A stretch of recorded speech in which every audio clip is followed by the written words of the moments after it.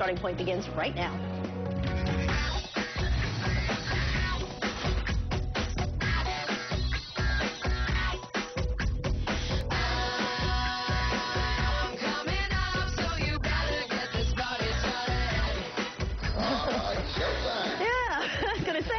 It's going to be a hip-hop morning here on CNN. Let's get it started. Welcome, everybody. As I mentioned, we're coming to you from the diner, and every morning we tell you what we're eating. So I'm going to tell you what we're eating, which is, I got to read this one because it's complicated. This is a specialty of the house. Can you guys get this shot here? This is called the croak and dagger. 2 eggs over easy with bacon or ham, sandwiched between French loaf, smothered in bechamel sauce and Gruyere cheese, served with home fries or grits, coming in at 27. Can I hold it up for you? 27,000 calories right here. And you know, I'm going to put that in front of our guest panelist today, who is joining us, is Congressman Schock. He's the Republican from the state of Illinois, who I saw your picture on the front of Men's Health. Yeah, I'm not eating a whole lot of that. That's not how you get abs like the Congressman has. I should mention that he is joining our panel, and the women have all been a Twitter to have you here today, so we appreciate you joining us. Thank you very much. John Podesta is joining us as well as a guest panelist. It's nice to have you, sir. And Roland Martin is with us as well. He looks a little tired. Yeah, I actually just didn't even go to sleep. Really? Did you really not? From Anderson Cooper to right here. Yeah, well, we appreciate that. I know you have to run out at 7:15 because you do Tom Joyner and the Tom Joyner Morning Show. So when you get up and walk out, don't take offense, anybody. Yes. He's doing a radio hit. I'm mad come back. with what you have to say. All right, we got a lot to get to today.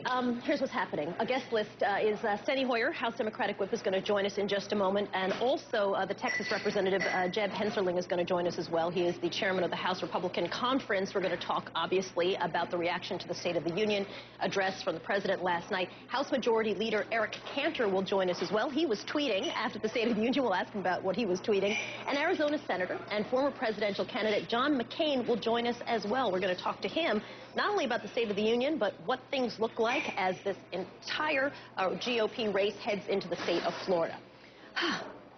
All right, let's get going. Let's begin, in fact, with the President's State of the Union. And the speech itself really focused on reviving the American dream, which is what many people predicted the president would say. He talked on a lot of themes of how he saw the nation could do that. Here's what he said. Right now, our most immediate priority is stopping a tax hike on 160 million working Americans. No bailouts, no handouts, and no cop-outs. Teachers matter. So instead of bashing them or defending the status quo, let's offer schools a deal. I believe as strongly as ever that we should take on illegal immigration. I will go anywhere in the world to open new markets for American products. What's at stake aren't democratic values or Republican values, but American values. Democratic Congressman Steny Hoyer of Maryland joins us now. He's live from Capitol Hill. It's nice to see you, sir. Thank you for getting up early with us. We certainly appreciate it. First and foremost, what did you think of the president's speech? I'd like to share your breakfast, I think, Soledad. I don't know, sir. This is not healthy. but you're welcome to join us for whatever you'd like anytime.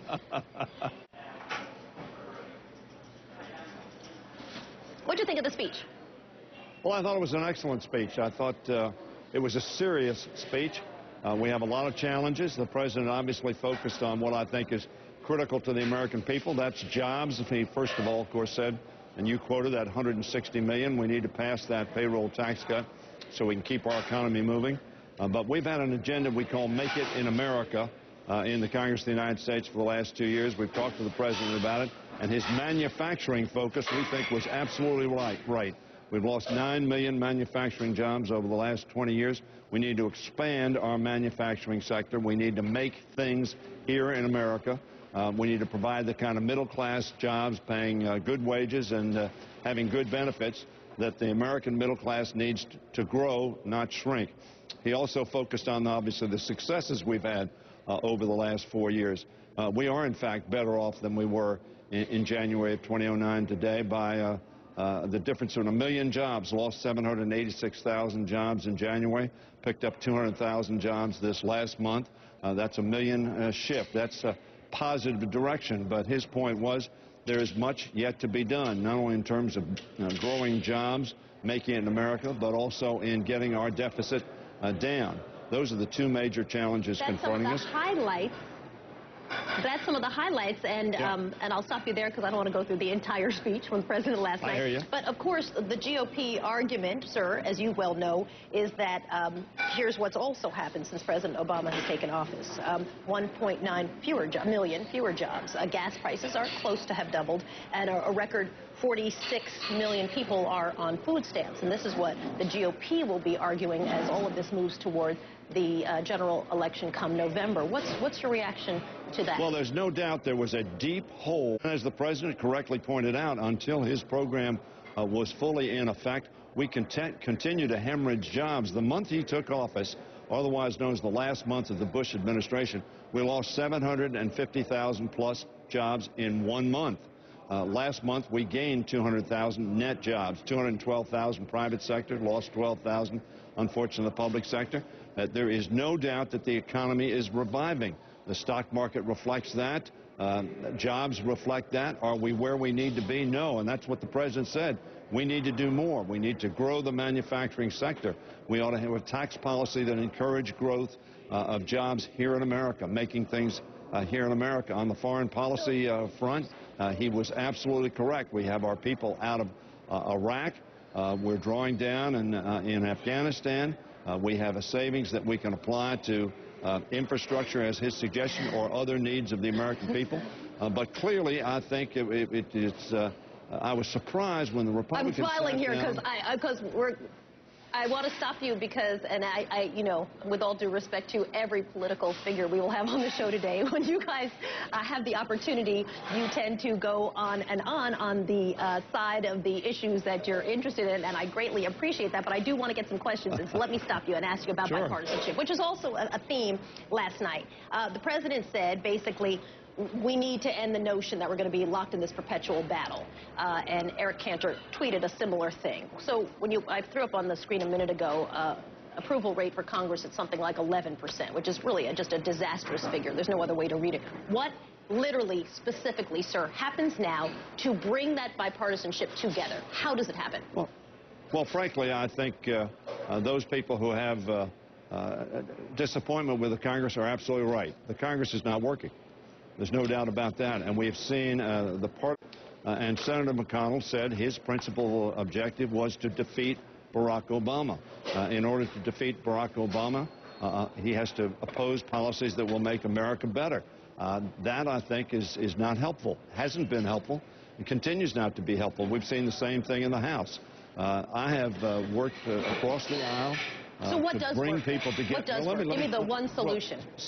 Sitting down with one another and talking to one another. We had a big thing about who you're going to sit with last night. I responded to a question about who you're going to sit with. I said it's not so more important who we sit with, it's who we work with.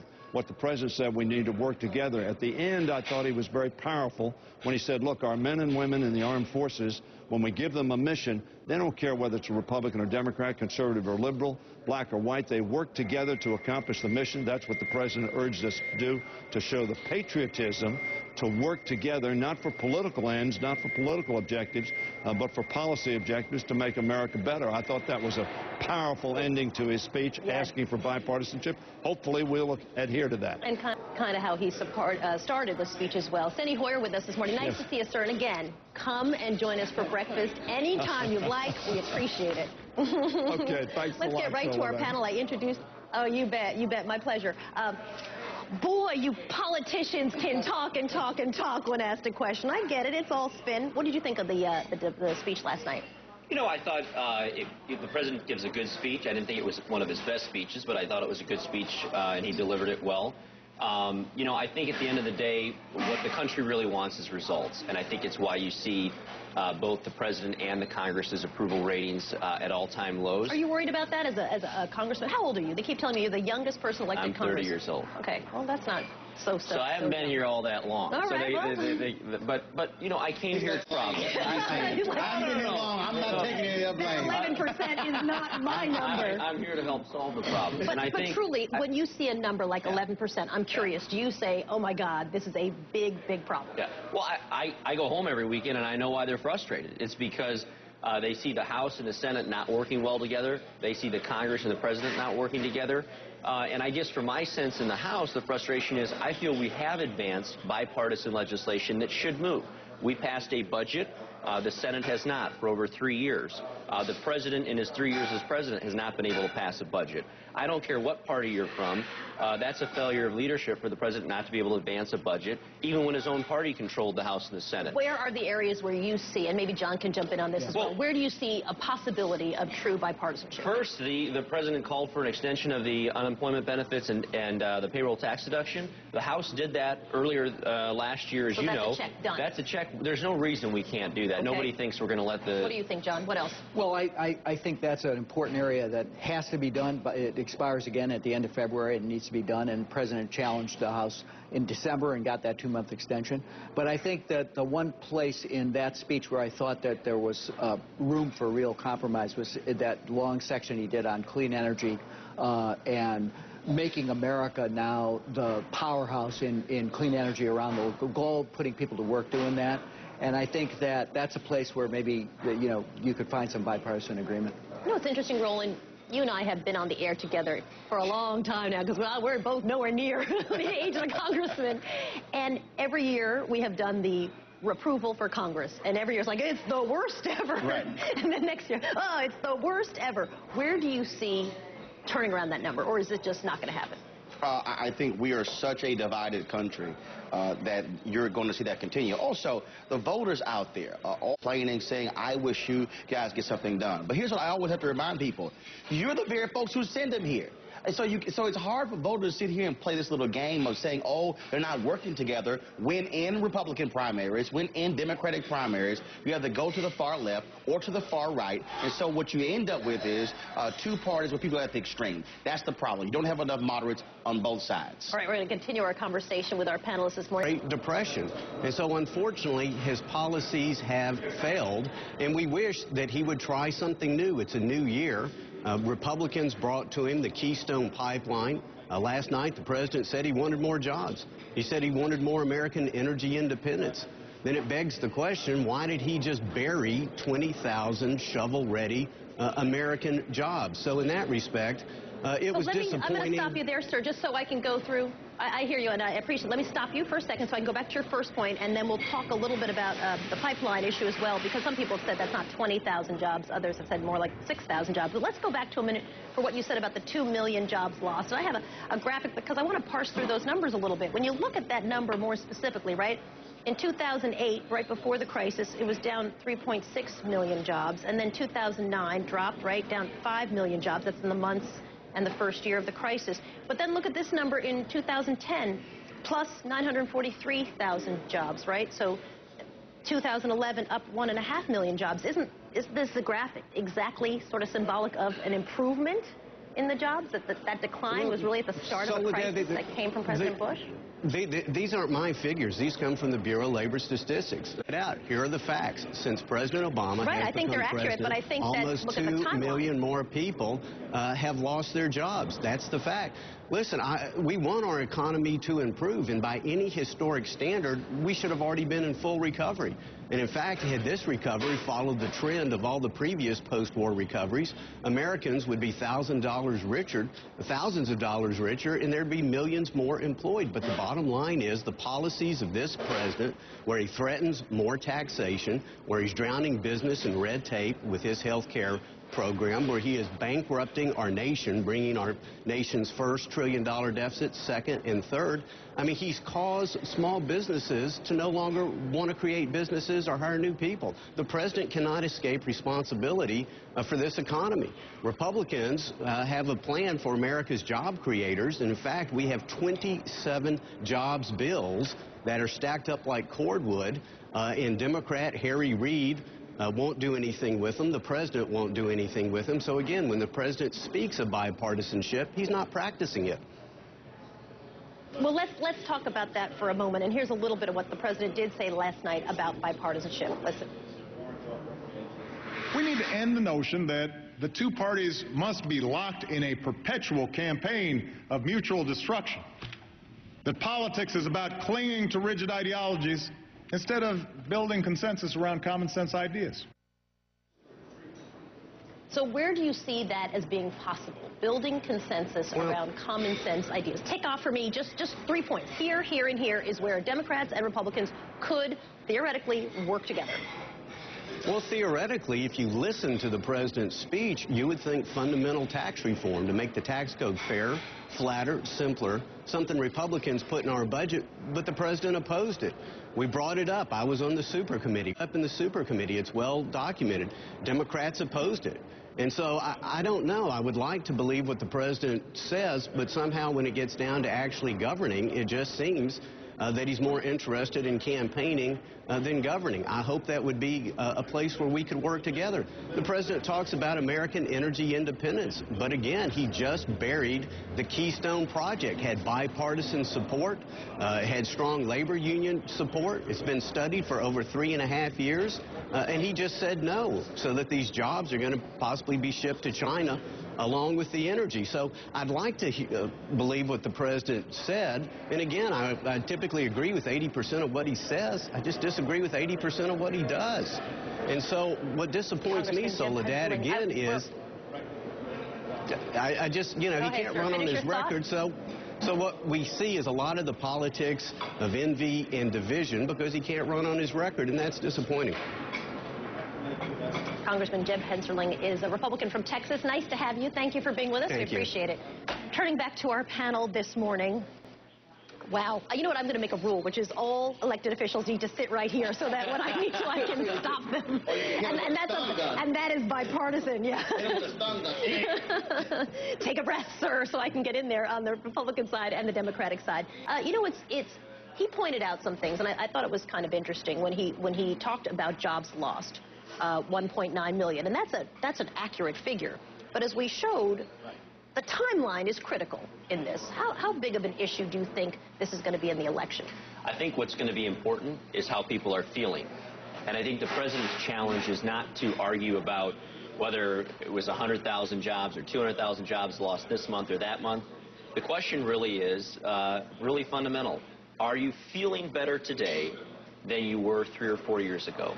The president's biggest challenge this election cycle is to convince the American people that they are better off today than they were 3 years ago. Because I'll tell you, in my Central Illinois district, they don't feel better off now than they did 3 years ago. And I think the high unemployment rate continues to reinstill that in their minds as the reports come out every month. We're going to take a break. In just a moment, we'll answer some more of that exact question on the other side. Ahead, Christine, thanks. And, you know, you saw the president saying good job.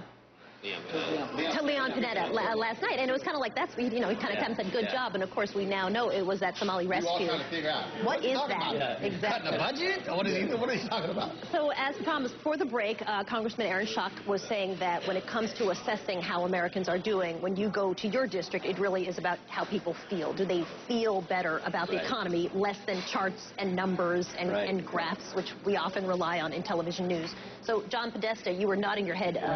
Well, I agree with the congressman, but it's also where are we going? And I think that's what the challenge that the president laid down last night. Are we going to go back to try to restore some economic fairness in this country? Are we going to focus on the middle class? Are we going to restore manufacturing, improve education?